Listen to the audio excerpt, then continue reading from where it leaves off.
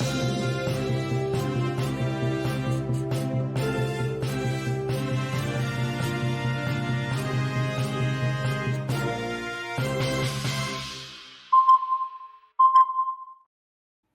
दोस्तों, ocean network में आपका स्वागत है।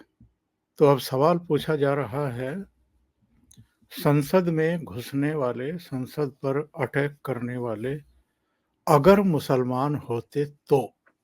और उसके बाद जिस तरह की राजनीति हमें देखने को मिल रही है, पार्लियामेंट के भीतर सिक्योरिटी ब्रीच को लेकर के आप सवाल उठाएं, चिंता जाहिर करें, इसकी सघन जांच की मांग करें, समझ में आता है।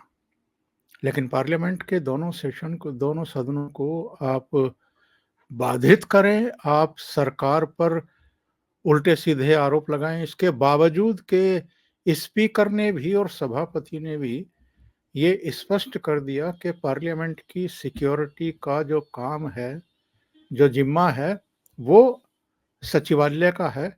यानी स्पीकर के तहत ही सिक्योरिटी का बंदोबस्त किया जाता है, सरकार से इसका कोई लेना-देना एज़ सच नहीं है। इसके बावजूद स्पीकर की चिट्ठी मिलने के बाद गृह मंत्री अमित शाह एसआईटी का गठन कर चुके हैं। कई स्तर की जांच-पड़ताल चल रही है, धरपकड़ हो चुकी है। एक जो मुख्य एक्यूज़ था, उसने कल रात आकर के सरेंडर कर दिया अपने एक साथी के साथ। उससे पहले 6 लोग ऑलरेडी गिरफ्तार किए जा चुके थे। 2 वो जो पार्लियामेंट के भीतर कूदे थे, 2 वो जो पार्लियामेंट के बाहर थे और 2 पति-पत्नी वो जिन्होंने इनको गुरुग्राम में अपने यहाँ रुकने का आश्रय दिया था, शरण दी थी। यानी 8 गिरफ्तारी अब तक हो चुकी है, पर विपक्ष ऐसा लगता है कि जैसे ठान चुका है कि बस इस मामले की दुम पकड़ करके मोदी सरकार पर अटैक करने हैं। आज इस मुद्दे पर चर्चा करने के लिए मेरे साथ अभिषेक तिवारी जी जुड़ रहे हैं पटना से। परिचय के मोहताज नहीं हैं, सीधे जुड़ते हैं अभिषेक जी से और चर्चा को आगे बढ़ाते हैं। अभिषेक जी, बहुत स्वागत है आपका। नमस्कार। नमस्कार, जय श्री राम। ओशियन नेटवर्क के सभी दर्शकों को प्रणाम। तो आप ही के प्रदेश से आने वाले जेडीयू के अध्यक्ष ललन सिंह ने कहा है और सुप्रिया श्रीनेत ने भी कहा है कि अगर ये मुसलमान होते तो शायद भारतीय जनता पार्टी पूरे देश को और दुनिया को एक अलग मैसेज भेज रही होती। वैसे तो मैं सोशल मीडिया पर कम जाता हूं, लेकिन मैंने देखा इसका जवाब लोगों ने ठीक से दिया है। उन्होंने कहा है कि अगर मुस्लिम होते तो उन पर भी यूएपीए के तहत ही कार्रवाई होती और ये अगर मुस्लिम नहीं है तो इनके खिलाफ भी यूएपीए के तहत ही कार्रवाई हो रही है। क्या कहेंगे इस मानसिकता पर और इस तरह की निचले स्तर की घटिया राजनीति पर? पहले मैं मुस्लिम वाला थोड़ा सा बयान दे देता हूँ। सर, इसके पहले जो संसद हमला हुआ था उसमें हमलावर जो इंटेंशनली मारने आए थे वो किस धर्म से थे? मुसलमान थे। सोमनाथ से लेकर के भारत में मुसलमानों के द्वारा किए गए अत्याचार की एक लंबी गाथा है। वो गाथा है, कहानी है, ऐसा नहीं है, वो सत्यता है। खैर, उस पे मैं नहीं जाऊंगा। क्या किसी हिंदू ने ये कहा कि फलाना जो अभी एक रितेश झा या कोई झा पकड़ा गया है, ललित जो झा। कि ललित झा, राइट, ललित झा पकड़ा गया है, वो तृणमूल कांग्रेस के सांसद के साथ खड़ा, उसकी फोटो है। किसी ने उसके समर्थन में आवाज दी? प्रश्न ये है कि अगर वो मुसलमान होते तब भी मैं उनको आतंकी कहता। और मैं हर वामपंथी ये हिंदू नहीं है, मैं ये चीज बहुत क्लियर कर दूं। वामपंथी और सनातन धर्म का दूर दूर तक कोई कनेक्शन नहीं है। वामपंथी मतलब होते ही अराजक, और अराजक एनार्किस्ट लोग जो मुसलमान। वामपंथ और मुसलमान दो अलग अलग चीज नहीं है, दोनों बहुत सिमिलर ढंग से काम करता है। दोनों कंट्री में विश्वास नहीं करते, दोनों जो कहते हैं, हम जो कहते हैं वो सही है, अगर नहीं सही है तो बंदूक के दम पे सही करवा लेंगे। तो मेरा प्रश्न जो है बिहार के जदयू के जो सांसद हैं, वैसे इनके पास कम आईक्यू लेवल इनकी कम है ललन सिंह की, लेकिन फिर भी उनसे ये है कि वामपंथ तो रिलीजन में मानता ही नहीं ना, वो रिलीजन में नहीं मानता तो कैसे हिंदू हुआ?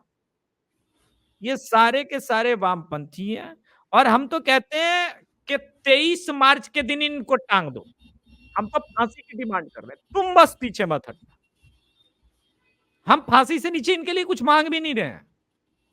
तुम पीछे मत हटना। आप देखिएगा ओमकार सर, यही दलाल लोग जो आज कह रहे हैं ना कि मुसलमान होते तो क्या होते, ये इनके लिए लंबे लंबे लेटर लिखेंगे, प्रधानमंत्री, राष्ट्रपति सबके पास लिखेंगे, कहेंगे माफ कर दीजिए हुजूर, इनका इंटेंशन फलाना नहीं था, ढिमकाना नहीं था। मैं लिख के देता हूं आपके शो पे ये बात।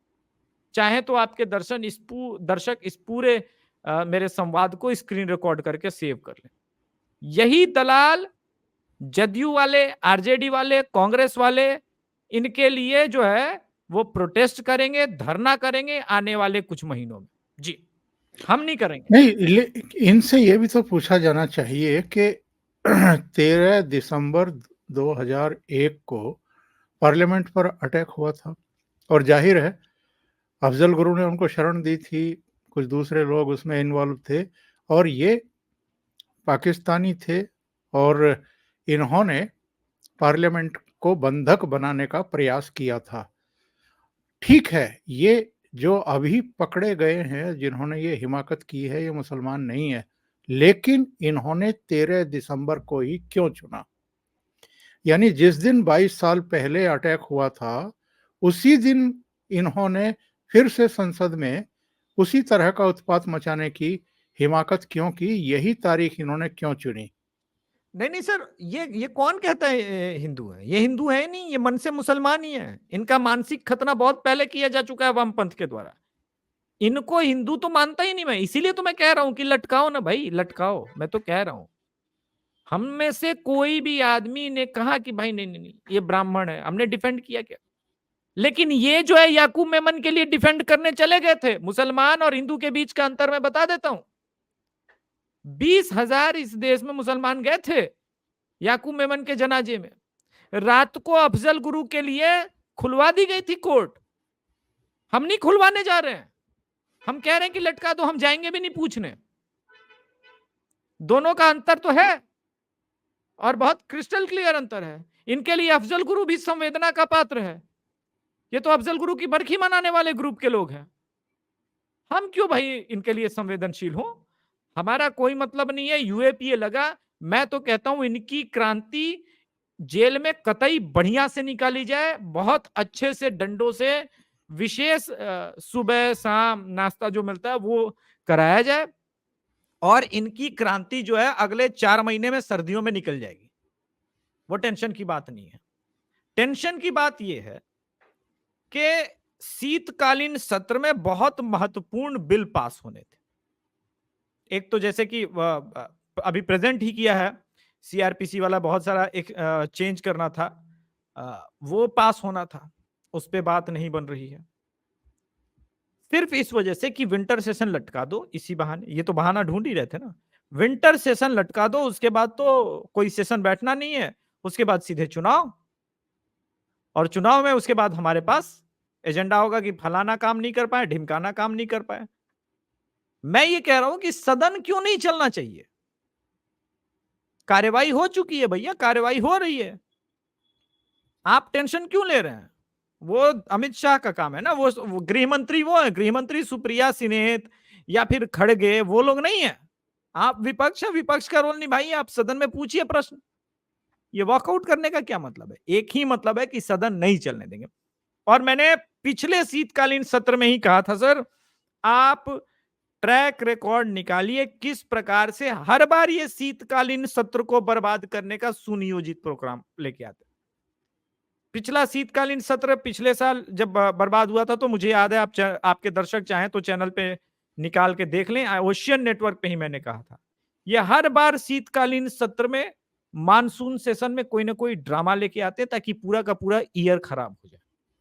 ये 0 आवर में आमतौर पर बहुत इंपॉर्टेंट लीडर अलग अलग पार्टियों के जो बड़े नेता हैं वो होते नहीं हैं, जिनके सवाल लगे होते हैं या जिनको सवाल उठाने होते हैं अपने लोकसभा क्षेत्र के, वो जरूर रहते हैं। ये राहुल गांधी 0 ओवर में वहां क्या कर रहे थे, और इससे पहले 4 देशों की यात्रा इन्होंने अचानक रद्द क्यों कर दी थी? ये तो 4 देशों की यात्रा पर जाने वाले थे। लोग सवाल खड़े कर रहे हैं कि इसकी तो जांच पड़ताल होनी चाहिए।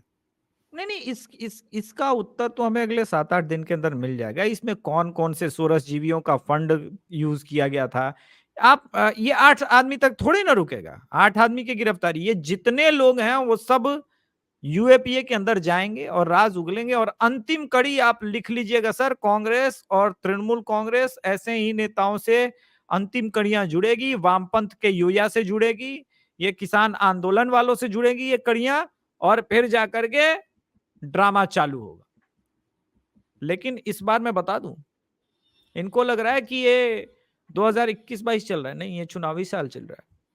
इस बार अमित शाह जो है ना, ये किसान आंदोलन की तरफ पोषित नहीं करेंगे, ऐसा डंडा रखेंगे कि विशेष स्थान लाल होगा और चेहरा बाद में लाल होगा। जी।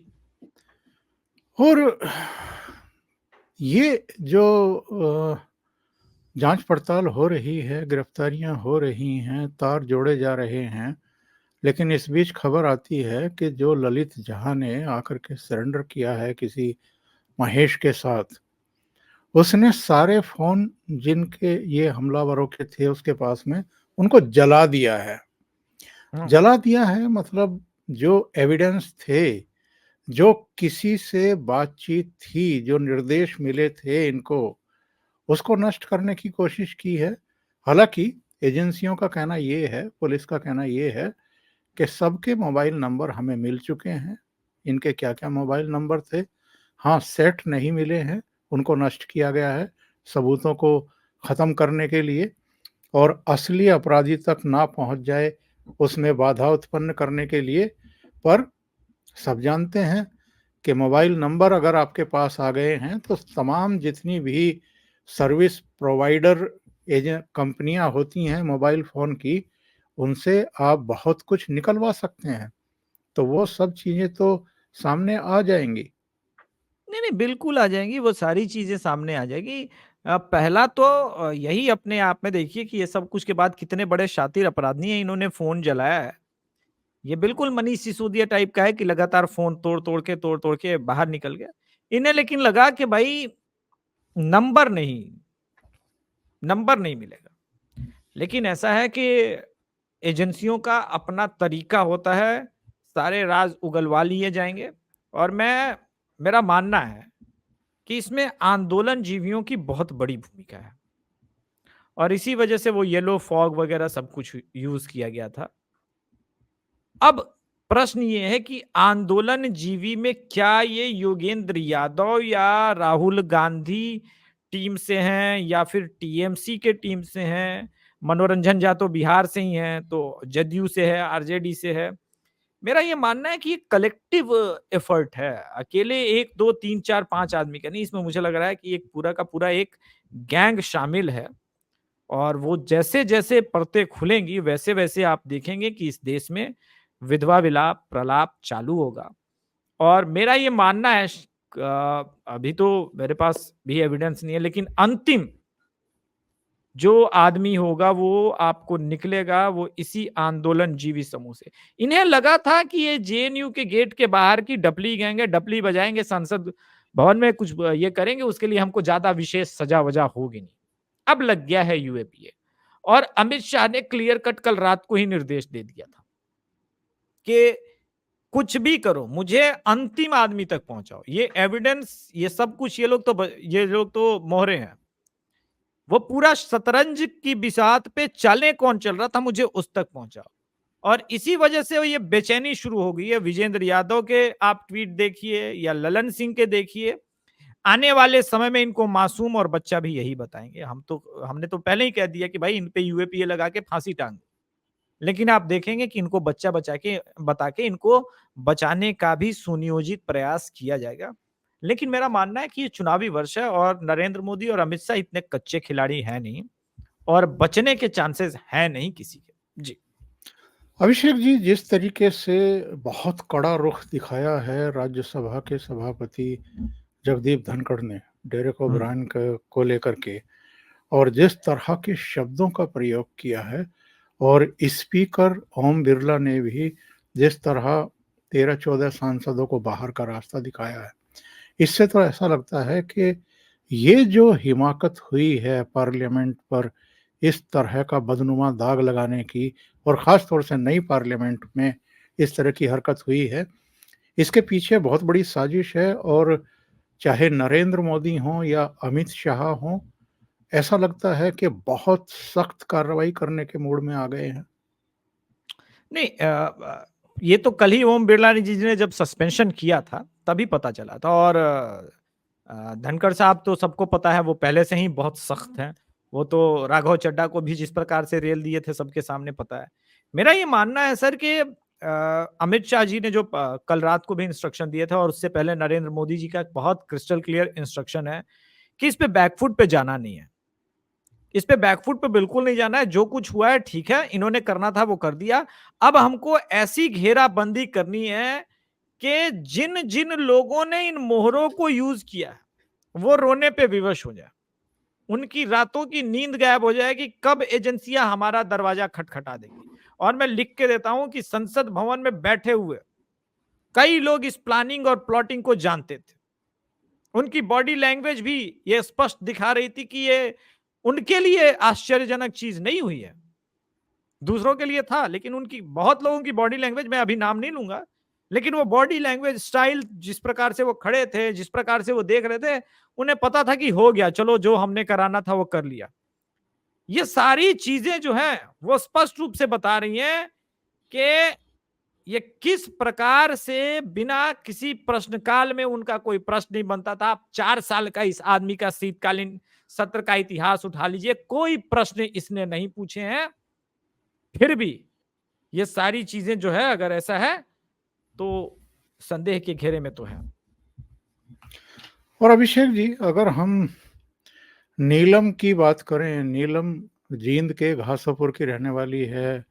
घर में ये कह कर के गई थी कि मैं हिसार जा रही हूँ तैयारियां करने के लिए, जो कंपटीशन होते हैं अलग अलग सर्विसेज के लिए। 42 साल कोई उम्र बता रहा है, कोई 35 साल बता रहा है, तो भी अपने आप को बेरोजगार बताना इस उम्र में, और अलग अलग वीडियो इसके सामने आना, किसान आंदोलन में भी, दूसरे आंदोलनों में भी खुल करके भारतीय जनता पार्टी का वहाँ भाषणों में विरोध करना, और ये कहना कि कांग्रेस को ले आएंगे या प्रदेश में आईएनएलडी को ले आएंगे, चौटाला की पार्टी को ले आएंगे, इससे भी साफ होता है कि ये किस मानसिकता के हैं सारे के सारे।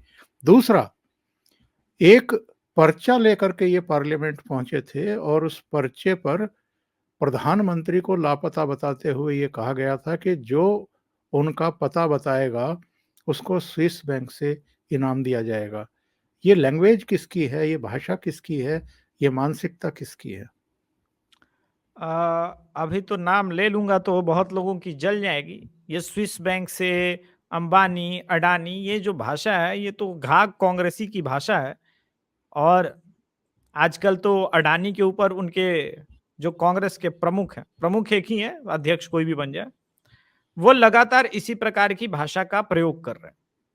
लेकिन नीलम ही वो मेरे कॉन्फिडेंस का कारण है कि सारे तार जो है आंदोलन आंदोलन जीवियों से जुड़ रहे हैं, क्योंकि मैंने ट्वीट्स में सारे फोटोग्राफ्स निकाल के रख दिए हैं। जो लोग मुझे ट्विटर पे फॉलो करते हैं वो देख सकते हैं, चाहे वो किसान आंदोलन रहा हो, या शाहीन बाग रहा हो, या फिर कोई भी आंदोलन रहा हो, वो खुल करके कांग्रेस और कांग्रेस के बैठे जो लोग बड़े पदों पे बैठे हुए हैं उनके साथ कनेक्शंस एकदम मैंने सॉलिड बनाया हुआ है। तो ये है कि कांग्रेसी तो है, लेकिन इन्हें ये लगा था कि छोटा मोटा कार्यवाही होगा, हम बच के निकल जाएंगे, आश्वासन यही आया होगा टॉप मोस्ट लीडरशिप के आगे। लेकिन अब ये फंस गए हैं अमित शाह की जाल में, क्योंकि यूएपीए लगा दिया। अब यूएपीए का मतलब भी आपके दर्शकों को आराम से मैं समझा दूं, बिना चार्जशीट के पहले तो 6 महीने निकल जाने हैं, यानी 2024 का तब तक चुनाव निकल जाना है। तो जिस मकसद से इन्होंने सोचा था हंगामा खड़ा करेंगे, वो काम नहीं करेगा। चाहे आप सुप्रीम कोर्ट जाइए या हाई कोर्ट जाइए, सुप्रीम कोर्ट क्या कहेगा? बोला चार्जशीट सबमिट करो। भैया 9 महीने का टाइम होता है, टेंशन मत लीजिए। सुप्रीम कोर्ट उससे ज्यादा कानूनन जो है वो कुछ कर ही नहीं सकता। अब ये फंस गए हैं और अगली बार सरकार रिपीट होते ही बहुत सारे लोग तो पहले ही सदमे में चले जाएंगे। कुल मिला के इनका ये प्लान जो है पूरी तरह से बैकफायर किया है। स्क्रिप्टेड तो था ही, लेकिन टिपिकली वो दिख रहा है कि ब्रो ये लोग चीटिंग कर रहे हैं। और जो अब चूंकि 3 राज्यों की हार का सदमा था, इस आदमी को साबित करना था कि मैं भी कुछ हूं, तो वहां पे हीमैन की तरह वो खड़ा हुआ था, जैसे बिल्कुल प्रेडिक्टेड कि हाँ ठीक है। अगर अंतिम आदमी वो निकला तो मुझे लगता है कि संदेह, मुझे इसमें कोई आश्चर्य नहीं होगा, संदेह तो मुझे उस पर पूरा है क्योंकि वही करता धरता है। लेकिन इसके पीछे पोएटिक जस्टिस फाउंडेशन से लेकर के जितने किसान आंदोलन में जुड़े हुए आंदोलनजीवी हैं, उनकी भी जांच होनी चाहिए, उन तक आंच जरूर पहुंचेगी, ये मेरा 100% गारंटीड दावा है जी। और अभिषेक, एक और विषय पर जरा हम चर्चा कर लें। ये हमने काशी विश्वनाथ मंदिर में भी जब सर्वे की बात आई थी, ये देखा था कि हाई कोर्ट में चैलेंज किया गया, फिर सुप्रीम कोर्ट तक भागे और सुप्रीम कोर्ट तक तो कई बार भागे। सुप्रीम कोर्ट ने जब मना कर दिया कि नहीं, हम रोक नहीं लगाएंगे, इसका सर्वे होना चाहिए, सर्वे पर आपको आपत्ति क्या है, सच सामने आए, इसमें किसी को क्या परेशानी हो सकती है।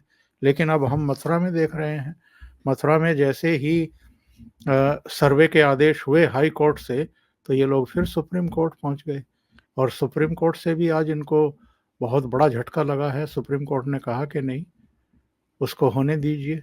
हालांकि अगली सुनवाई जनवरी में करेगा सुप्रीम कोर्ट, लेकिन बार बार इनको झटके लग रहे हैं। ये क्या संकेत हैं? ये सिस्टम में बदलाव के संकेत है सर। इस बारे में मैंने कल ही एक शो में कहा था कि आज देखिएगा, हो सकता है फ्राइडे के दिन जाएंगे सुप्रीम कोर्ट और सुप्रीम कोर्ट भी कुछ विशेष कर नहीं पाएगा, क्योंकि प्रयागराज की अदालत हाई कोर्ट को जो है, इलाहाबाद हाई कोर्ट को यूं ही टर्नओवर नहीं कर सकते। देश की सबसे पुराने हाई कोर्ट में से एक है इलाहाबाद हाई कोर्ट, तो इलाहाबाद हाई कोर्ट का जजमेंट जो है यूं ही टर्नओवर नहीं कर सकते। हाँ, थोड़ा टाइम मिल जाएगा इनको, क्योंकि सुप्रीम कोर्ट थोड़ा सा ये डिले टैक्टिक्स पे। लेकिन अगर हम पेशेंस रखेंगे तो ये वाला प्रॉब्लम जो है, ईदगाह कमेटी और वक्फ बोर्ड के पास तो कोई प्रूफ है भी नहीं जमीन का, तो ये वाला प्रॉब्लम तो मुझे लग रहा है कि अगली 2024 के अंत तक ही ये वाला प्रॉब्लम का सॉल्यूशन निकल जाएगा। क्योंकि यहां तो हमें शिवलिंग वगैरह साबित करना, वहां तो कुछ साबित ही नहीं करना, जमीन है हमारी, बात खत्म, जाओ। और प्लेसेस ऑफ वर्शिप एक्ट ही हमारे लिए वरदान साबित होगा। क्यों, ये मैं आपके दर्शकों को बता दूं। प्लेसेस ऑफ वर्शिप एक्ट कहता है कि 1947 के पहले जो जिस जैसा था वो वैसे ही रहेगा।